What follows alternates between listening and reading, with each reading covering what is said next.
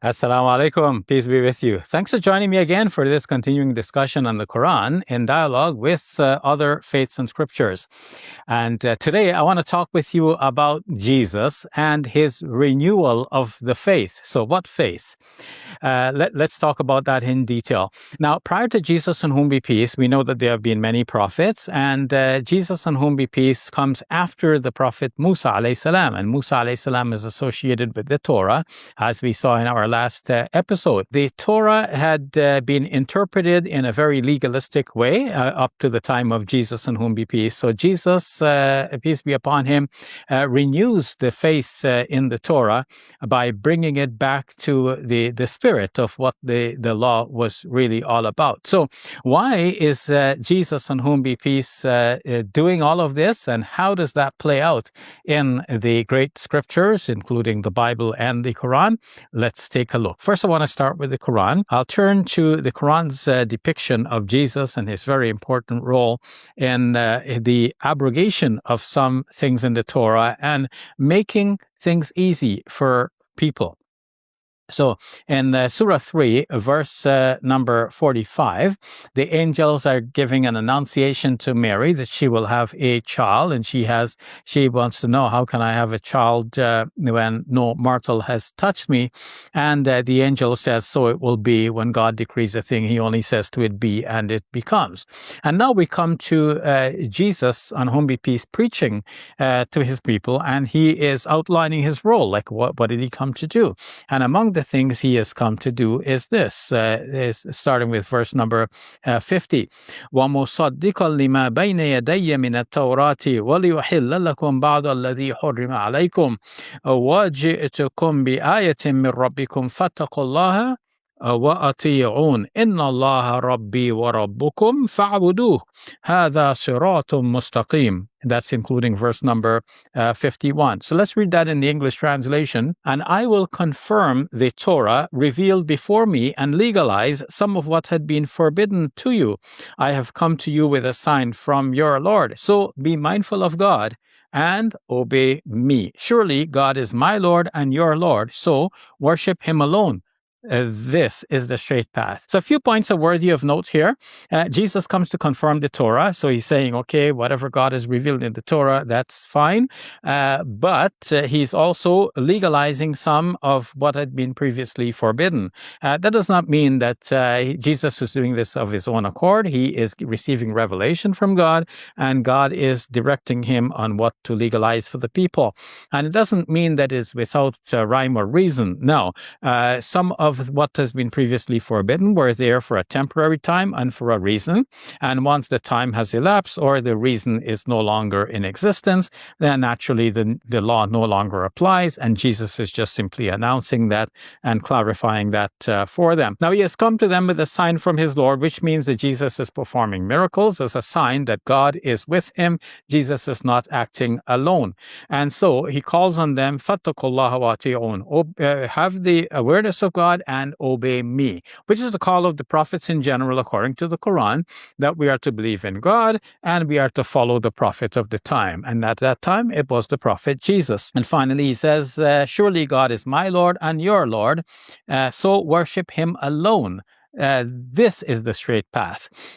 Jesus, therefore, is announcing that he has a God, and it is that God that everyone should worship, just as Jesus himself is worshiping that God. And that is the straight path. So that's the Quran's depiction of Jesus as one who abrogated some of the Old Testament law. So Jesus is calling for a renewal. He's calling for the spirit of the law to be followed. So whereas something may have been deemed impermissible at the time, it was there for a reason. The reason no longer applies. So use your judgment and come to a better application of the law. Let's look at the Bible to see what it says. And naturally, we will look at the New Testament for this, because basically Old Testament, which is the Bible of the Jews, does not really apply here, since we are concerned with Jesus, and he is presented by name in the New Testament of the Christian Bible. Now, here Jesus, on whom be peace, ratified the Old Testament law. In Matthew chapter 23, starting with verse number 1, Jesus said to the crowds and to his disciples, the scribes and the Pharisees sit on Moses' seat. So he's telling them, look, the scribes and the Pharisees, these are the Jewish leaders, they sit on Moses' seat. Therefore, do whatever they teach you and follow it, but do not do as they do, for they do not practice what they preach, and so on. So the point here is that the followers of Jesus, on whom be peace, are being directed by Jesus to follow the law of Moses. And to get it even from the rabbis of the time, but not to do as the rabbis do, because they're not practicing what they preach. Now, you heard the old saying, "Do as I say, not as I do." Well, here it is expected that you should actually do as you say. The two should be one and the same.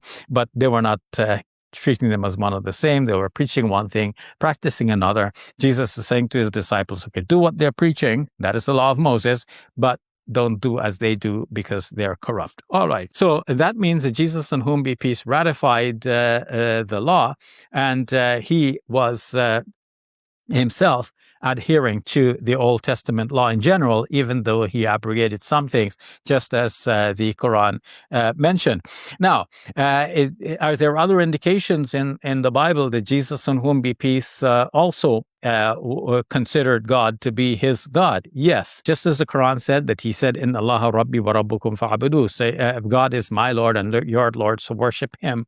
We find in John chapter 20 that Jesus, according to what is depicted, had been put on the cross. His body was put in the tomb. One of his female disciples, Mary of Magdala, came to visit the tomb and found that the tomb was empty. She did not find Jesus's body.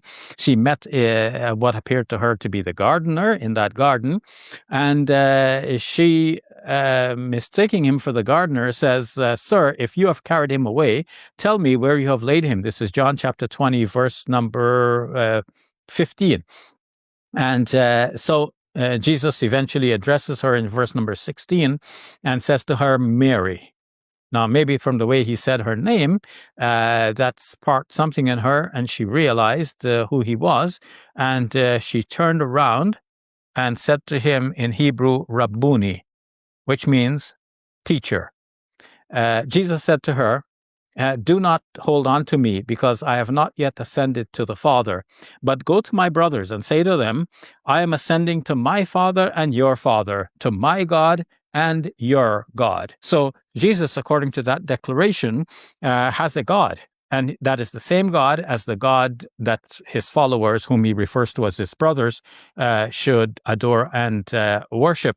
So the Quran's message seems to be resonated in the Old and the New Testament, that there is only one God, and God sends messengers. Now, Jesus is one of those messengers, and Jesus himself is declaring that God is my God and your God, so worship him. And according to the Quran, that is the straight path. Jesus, on whom be peace, was not into strict legalism. He was showing people that you need to follow the spirit of the scriptures.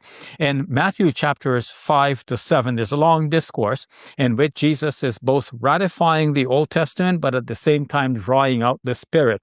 He is saying, for example, you have heard that it was said of old, do this, but I'm telling you this. And basically what he's telling them is, don't go by the strict legalism, look at the spirit behind it. So, for example, he says, all right, the Old Testament, he doesn't say Old Testament, but he says, you have heard it said that you should, love hate your enemies. But I say to you, love your enemies and pray for those who persecute you. So here we have, legalistically, yes, you're allowed to have this abhorrence for people who are your enemy, especially those who are trying to attack you and to wipe you off the face of the planet. But while that is legally valid, at the same time, there is a spirit behind the entire scriptures. And the scriptures are teaching you not to hate, but to love. And so you should love your enemies and pray for those who persecute you. So what does all of this mean for today? It means that one, that what Jesus, on whom be peace, was preaching is similar to what is there in the Quran and in the life example of the Prophet Muhammad, peace be upon him, a balanced approach to law where we do not adhere to a strict legalism, but we see the spirit behind the law. Jesus, on whom be peace, is reported to have said that the Sabbath is made for man, not man for the Sabbath. What did he mean by this? That the Sabbath regulations are there for the benefit of people. So by saying you have to rest on the Sabbath day, that gives people at least a day of rest. Otherwise, people would work as we're doing today, work day in, day out, 24/7, and so on. And of course, we die of stress. But Jesus, on whom be peace, is saying, okay, you have the Sabbath as a day of rest that was given for the benefit of human beings. But then people took it to the extreme and said, no, you can't do any work on the Sabbath. And they start to specify what qualifies as work. And then what they put as work, this gets down to very minutiae in practical matters and makes it difficult for people. So Jesus says, no, you don't need all of those difficulties. The Sabbath was, after all, made for the benefit of human beings. It's not that human beings are made to keep the Sabbath. So get the order in right. It's in sequence here. So since the Sabbath was made for people, for their benefit, and not the other way around, don't try to force fit people and curtail all of the practical activities only to fit the Sabbath regulations. No, you can have a little bit of lessening of the strictures therein. We see also in the Quran that there is a balance. Yes, the Quran has laws, but not too many. And the Quran calls upon us to follow a middle way and to be ummah wasatan, a balanced ummah. And the Prophet Muhammad, peace be upon him, is reported to have taught us to see the spirit behind things and not to practice a strict legalism, not to go to excess in the way in which we interpret the law. So we see a continuation of these great teachings through Jesus, on whom be peace, renewing the faith for the Jewish people at the time. And we see the Prophet Muhammad, on whom be peace, mirroring that sort of renewal, emphasizing the spirit while also having laws. And so we have a balance. It's not a strict legalism, nor is it a loose laissez-faire. So how does this all apply to us today? Reflecting on Jesus as one who renewed the faith of the Old Testament, at least bringing out the spirit behind it, let us think about the Quran as a message along similar lines. We can see that the Quran calls on us to follow laws, but gives us only a few laws. And the Quran calls on us to follow the spirit behind the laws, not to stick to a strict legalism. And it is mentioned that whenever the Prophet, peace be upon him, was faced with two permissible alternatives, he always picked the one that is easiest. We shouldn't think that picking the hardest thing is the one that is going to please God most, but God has given us so many permissions.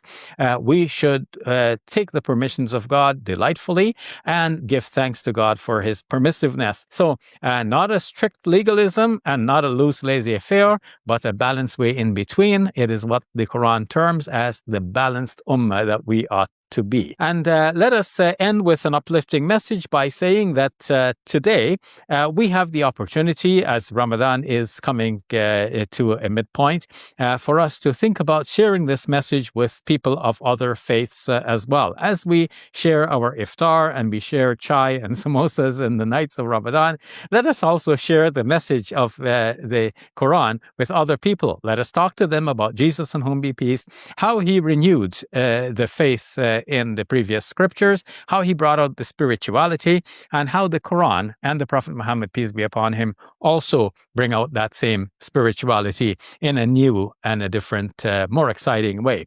So thank you for joining me. Tomorrow, God willing, we will talk about the golden rule. What is the golden rule? How is the best way to express it? What are the criticisms that it has received? And how can we apply the golden rule in our lives today and share it with other people for tomorrow? So join me again. Peace be with you. Assalamu alaikum wa rahmatullahi wa barakatuh. Assalamu alaikum. This is Muslim Media Hub. There's so much that happens in this building. This is where we produce the television show called Let the Quran Speak. And there are podcasts, shows, and documentaries in progress. As you can see, this building is very essential for the good work that we're doing. This is why we purchased it for $2 million. We've already paid off about a third of this building. And we have another $84,000 to pay this year. We're looking for 84 kind souls to give $1,000 each. Can you be one of those people? I hope you will. Or give whatever you can. Every dollar counts. Thank you, and may Allah bless you and your loved ones this Ramadan and always. Peace be with you. Assalamu alaikum and Ramadan Mubarak. Assalamu alaikum.